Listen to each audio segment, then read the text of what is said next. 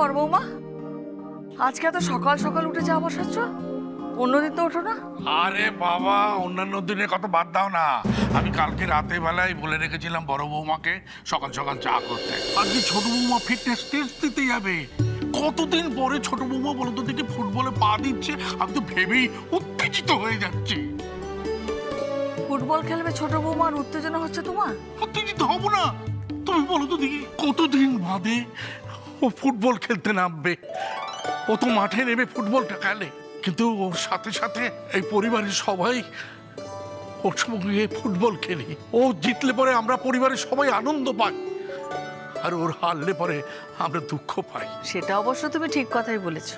আচ্ছা কাবেরী, ছোট বৌমা আমাদের এই বাড়ির বউ, এটা আমাদের কত বড় সৌভাগ্য বলো তো দেখি।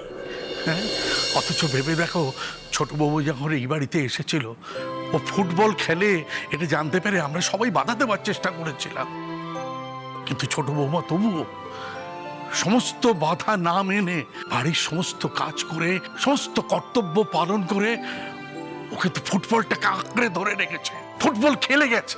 আরো ভাবো যে জীবনের কত বড় ঝুঁকি নিয়ে এই বাড়িটাকে ও রক্ষা করেছে বলো তো দেখি কাবেরী। আজকে ছোট বৌমার জন্যই তো আমাদের এত নাম ডাক, এত খাতির। দেখেছো বড় বৌমা, ছোট বৌমার নামে কিছু বলেছি কি বলিনি, অমনি তোমার শ্বশুর মশাই গায়ে লেগে গেল। আচ্ছা আচ্ছা, আমি তো অস্বীকার কিছু করছি না, আমি তো বলছি যে ছোট বৌমা আমাদের এই সংসারের জন্য অনেক কিছু করেছে। শুধু অনেক কিছু কেন, ও যা করেছে অন্য কেউ এই সংসারের জন্য এত কিছু করেনি।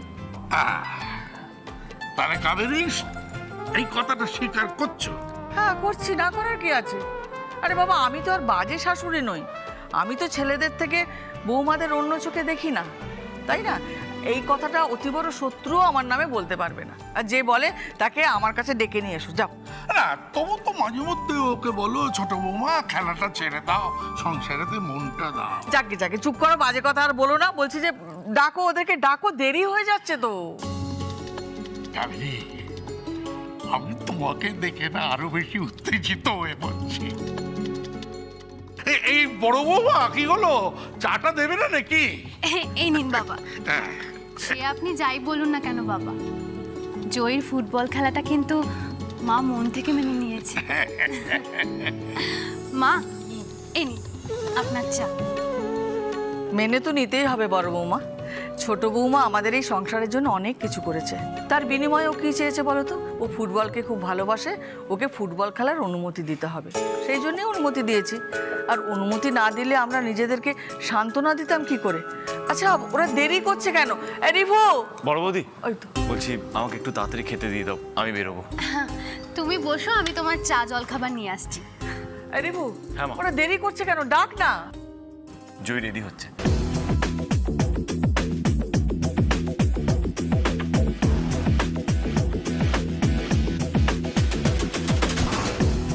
তার ছেলে তাকে সাজিয়ে গুছিয়ে দিচ্ছে, তারপর তার মা নামবে।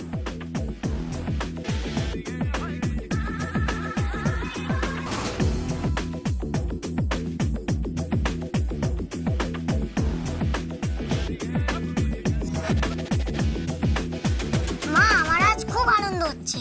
তুমি আজ খেলতে নামবে না? একদম ঠিক বলেছো জিকো, আনন্দ তো হবারই কথা। এই দিদি, তোর সেই মনে আছে জিকোর জবে থেকে জ্ঞান হয়েছে, তোর সেই ফুটবলের ড্রেস পরা ছবিগুলো সারাক্ষণ অবাক হয়ে দেখতো, আর ম্যাগাজিনগুলো সারাদিন হাতে নিয়ে বসে থাকতো।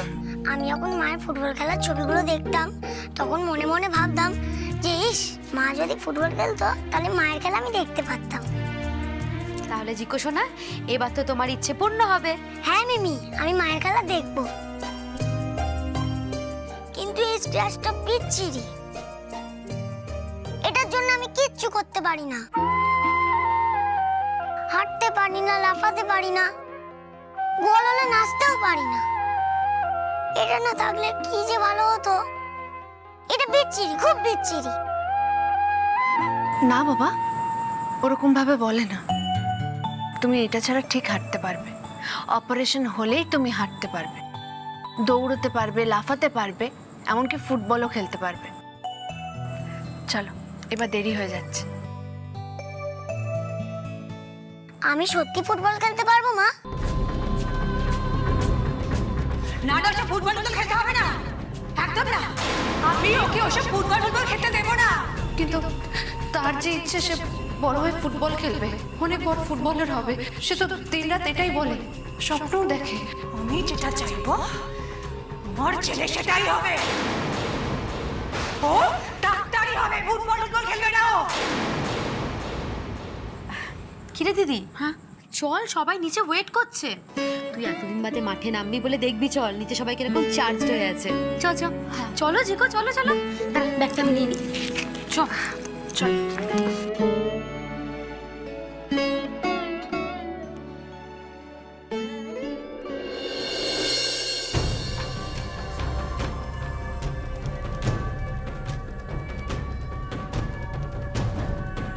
স্যার, আপনি আমাদের ডেকেছিলেন? ও ইয়েস ইয়েস, অ্যাকচুয়ালি তোমাদের সঙ্গে আমার খুব ইম্পর্ট্যান্ট আর কনফিডেন্সিয়াল কথা আছে। বলুন স্যার। শোনো, এই প্রিমিয়ার লিগ শেষ হলেই ন্যাশনাল চ্যাম্পিয়নশিপ শুরু হবে, আর সেই জন্য রাজ্যের দলও ঘোষণা করা হবে, সেটা নিশ্চয়ই জানো। হ্যাঁ স্যার, শুনেছি। একটা ভালো খবর হলো, তোমাকে ক্যাপ্টেন হিসাবে ভাবা হচ্ছে, মোটামুটি তেমনটাই আলোচনায় রয়েছে। সত্যি বলছেন স্যার? ও ইয়েস, আর তোমাকে ভাইস ক্যাপ্টেন হিসাবে ভাবা হচ্ছে। Thank you sir, many many thanks. আর এখানেই শেষ নয়, এই প্রিমিয়ার লিগে তোমরা দুজনে নিলামে সবচেয়ে বেশি দাম পাবে বলে আমাদের ধারণা ছিল, কিন্তু এখন আর তেমনটা মনে হচ্ছে না। কেন স্যার, হবে না কেন? কারণ জয়ী দাশগুপ্ত আবার ফুটবলে ফিরছে। কিন্তু স্যার, জয়দি তো অনেকদিন খেলা ছেড়ে দিয়েছে, এখন তো বাচ্চাদের কোচিং করায়। জয়দি আবার ফুটবল খেলবে? Yes, she is coming back. Joyee Dasgupta আবার ফিরছে, আর একটু পরেই তোমাদের সঙ্গে এই প্রিমিয়ার লিগের ফিটনেস টেস্টেও আসবে। স্যার, জয়দি তো এতদিন ধরে ফুটবল খেলার বাইরে রয়েছে, ও কি ফিটনেস টেস্টে পাশ করতে পারবে? তোমাদের কি মনে হয় তোমাদের যে জয়ী দাশগুপ্তর মতো এমন একজন এক্সপিরিয়েন্সড আর সেলিব্রিটি ফুটবলার নিজেকে তৈরি না করে ফিটনেস টেস্ট দিতে চলে আসবে? না, তোমাদের যদি এমনটা মনে হয় তাহলে খুব ভুল, তোমরা খুব ভুল ভাবছো। আর জয়ী দাশগুপ্ত একবার যদি ফিটনেস টেস্ট দেয় তাহলে তোমাদের দুজনকে অনেকটা পেছনে ফেলে দেবে, আর অ্যাজ আ রেজাল্ট এই প্রিমিয়ার লিগের সবচেয়ে দামি ফুটবলার ঘোষিত হবে। You got that? আর ও একবার যদি প্রিমিয়ার লিগ খেলে তাহলে শুধুমাত্র এই লিগ খেলে ও ঘরে হাত পা গুটিয়ে বসে থাকবে না, নেক্সট টার্গেট হবে ফুটবলের ক্যাপ্টেন্সি, যেটাও দখল করবেই। ন্যাচারালি তোমাদের স্বপ্ন আর কোনোদিনও পূর্ণ হবে না। কিন্তু স্যার, এটা তো খুব আনফেয়ার হবে। জয়দি তো এতদিন ফুটবল খেলেছে, এখন একটু নতুনদের জায়গা ছেড়ে দিই। উচিত তো, কিন্তু ওই যে টাকার লোভ আর হিংসে, একবার ভালো করে মাথা খাটিয়ে ভেবে দেখো তো, এই যে প্রিমিয়ার লিগ তোমরা খেলো, এই প্রিমিয়ার লিগের প্রপোজাল কে দিয়েছে? জয়ী দাশগুপ্ত। ইয়েস, জয়ী দাশগুপ্তের প্রপোজালে প্রিমিয়ার লিগ চালু হয়েছিল, আর সেই প্রিমিয়ার লিগ খেলে তোমরা লাখ লাখ টাকা রোজগার করে নিয়ে যাবে, আর জয়ী দাশগুপ্ত কিচ্ছুটি পাবে না, এমনটা তো হতে পারে না। আর এটাই ওর জ্বালা, আর সেই জ্বালা থেকেই ও নিজেকে তৈরি করেছে, ভেতরে রেডি হয়েছে, নিজেকে ফিট করেছে, আর আজকে ফিটনেস টেস্ট দিয়ে এই প্রিমিয়ার লিগের স্টার প্লেয়ার হতে চাইছে। তাহলে এবার কি হবে স্যার? আমরা সত্যি অনেক আশা করেছিলাম। হ্যাঁ, তোমাদের আশা অবশ্যই পূর্ণ হতে পারে। একটা রাস্তা খোলা আছে। কি রাস্তা স্যার? জয়ী দাশগুপ্তকে এই ফিটনেস টেস্টে কোয়ালিফাই করতে দেওয়া যাবে না। ওকে যে কোনো উপায়, by hook or by crook, তোমাদেরকে আটকাতে হবে।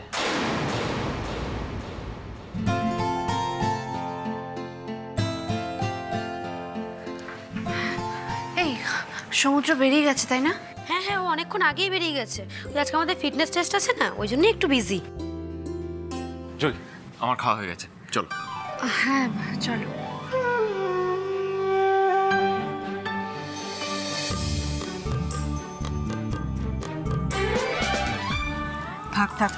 থাক চলো।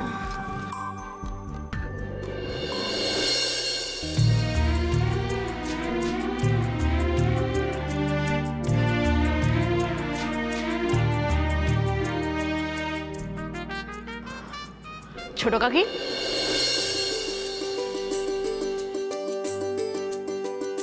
কি রে, পড়াশুনো করছিস তো? ফাঁকি দিচ্ছিস না তো? আরে থাক থাক, খুব ভালো করে খেলো। ছোট কাকি, তুমি আবার খেলতে যাচ্ছ? না রে, ফিটনেস টেস্ট দিতে যাচ্ছি। যদি কোয়ালিফাই করি তবেই খেলবো। তুমি ঠিক কোয়ালিফাই করবে, তুমি আবার খেলবে, আবার সবাইকে পেছনে ফেলে তুমি বেস্ট প্লেয়ার হবে, দেখো।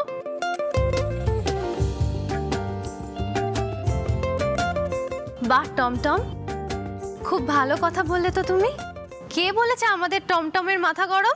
আমার মাথা গরম না ঠান্ডা সেটা আমি তোমায় বলতে বলেছি?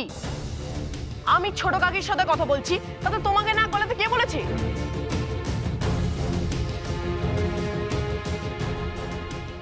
কি হলো দাদু ভাই? এই তো এতক্ষণ ধরে বেশ সুন্দর করে কথা বলছিলে, হঠাৎ কি এমন হলো যে মায়ের উপর রাগারাগি করছো? আজকালকার ছেলে মেয়েদের না আমি ঠিক বুঝতে পারি না। আমাদের সময় কিন্তু এরকম ছিল না কাবেরী। আমারও তো সেই কথাটাই বারবার মনে হয় যে পুরোনো দিনগুলোই খুব ভালো ছিল। না মা, পুরনো যেমন ভালো, নতুনও তেমনই ভালো, যদি আমরা সময়টাকে ভালো করে নিতে পারি। আর আমাদের সেই ভালো সময়টাকে ফিরিয়ে দিতে আসছে সৌদামিনী। কে সৌদামিনী? সৌদামিনী একটা ছোট্ট মেয়ে, যে নিজের বুদ্ধি দিয়ে নিজের সংসারকে সবসময় সাজিয়ে গুছিয়ে রাখবে। এক জন্মে যদি নাও পারে, তবে সে কোন্দল বাড়িতে পরের জন্মে ফিরে এসে সংসারের সব ঝুঁকি সামলাবে। শুধু কি তাই, তার সাথে সাথে আমাদের এটাও দেখতে হবে শঙ্কর আর সৌদামিনীর প্রেম এক জন্মের প্রাচীর অতিক্রম করে পরের জন্মে অটুট থাকবে কি? জন্ম জন্মান্তরের গল্প। হ্যাঁ, এই সব কিছু জানতে হলে দেখতে হবে সৌদামিনীর সংসার। আমরা তো দেখবই, আপনারাও দেখুন সৌদামিনীর সংসার। মনে রাখবেন, 17 জুন থেকে প্রতি সোম থেকে শুক্র রাত 10:30টায় শুধুমাত্র জি বাংলায়। সবাই দেখবে জয়। এবার তাড়াতাড়ি চলো, নাহলে আমাদের দেরি হয়ে যাবে, মাঠে যেতে হবে। বাবা আসছি। আসছি আসছি। চলো বা।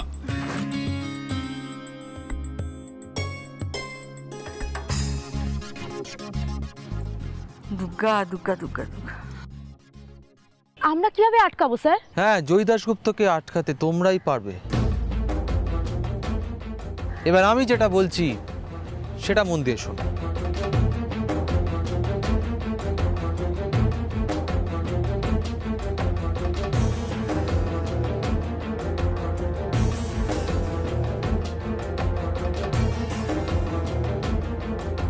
এ তো সাংঘাতিক কাজ স্যার।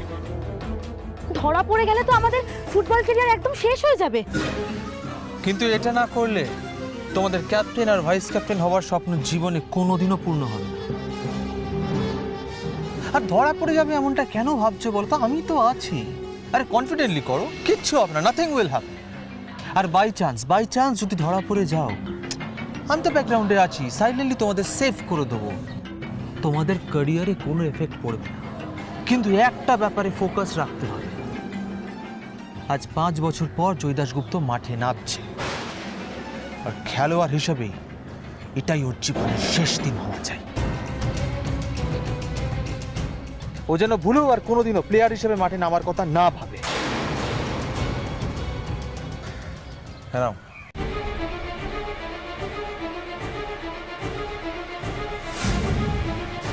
শোনো, যেভাবে বললাম সবটা ঠিক সেইভাবে করবে, ঠান্ডা মাথায় পুরোটা করবে, কিচ্ছু হবে না। ওকে স্যার, এই চ।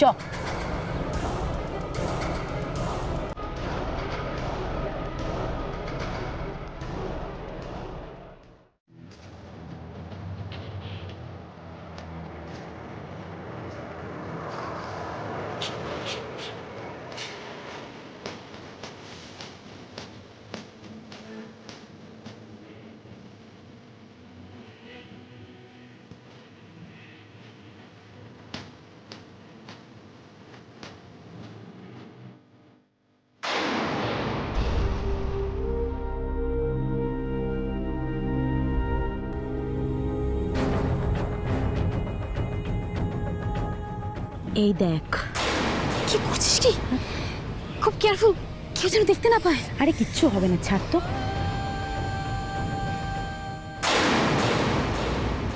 চলো মা, আমরা ওই দিকটা গিয়ে দাঁড়াই।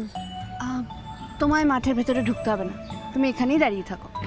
ও বুঝেছি, মাঠে শুধু প্লেয়াররাই থাকবে তাই তো? হ্যাঁ, আর এটাই নিয়ম। তুমি এখানে গুড বয়ের মতো থাকো। চলো।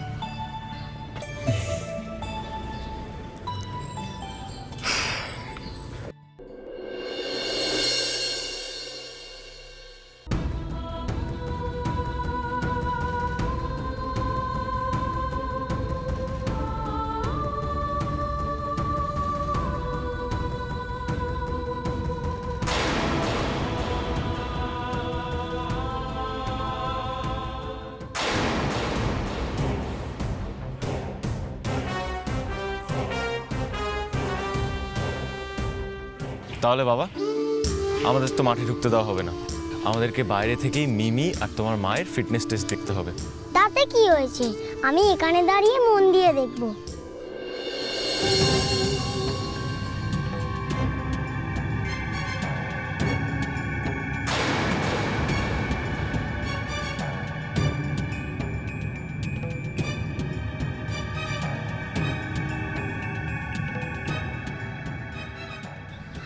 আচ্ছা বাবা, আমি যখন ভালো হয়ে গিয়ে খেলতে নামবো তখন তো আমাকেও এসব টেস্ট দিতে হবে তাই না?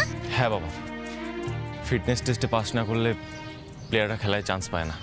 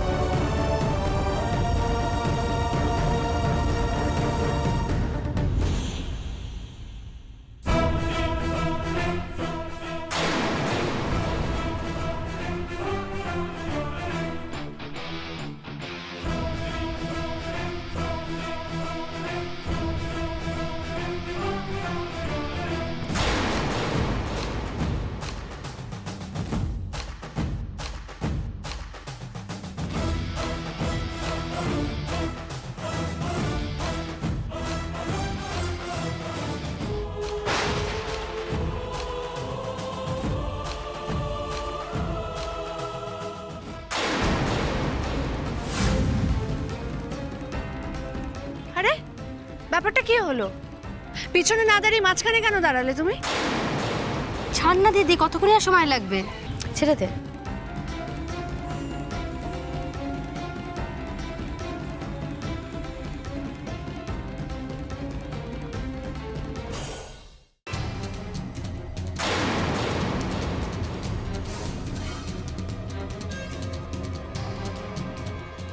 আপনি তো জয় দাশগুপ্ত তাই না? হ্যাঁ।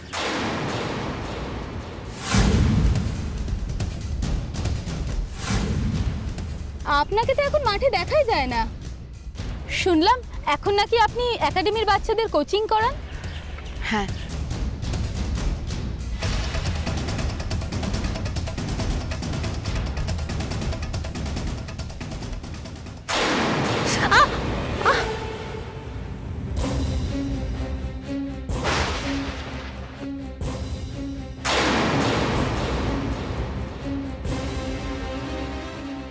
কি হলো?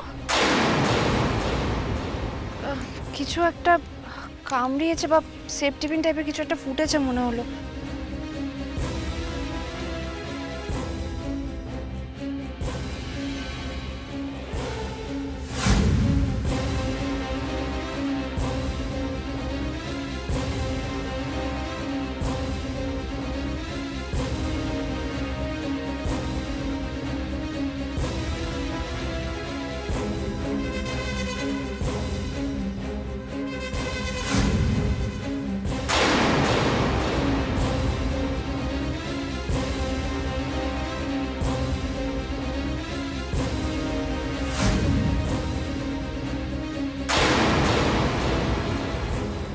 কি হয়েছে দিদি, তোর কি শরীর খারাপ করছে? না না কিছু না, ঠিক ঠিক আছে।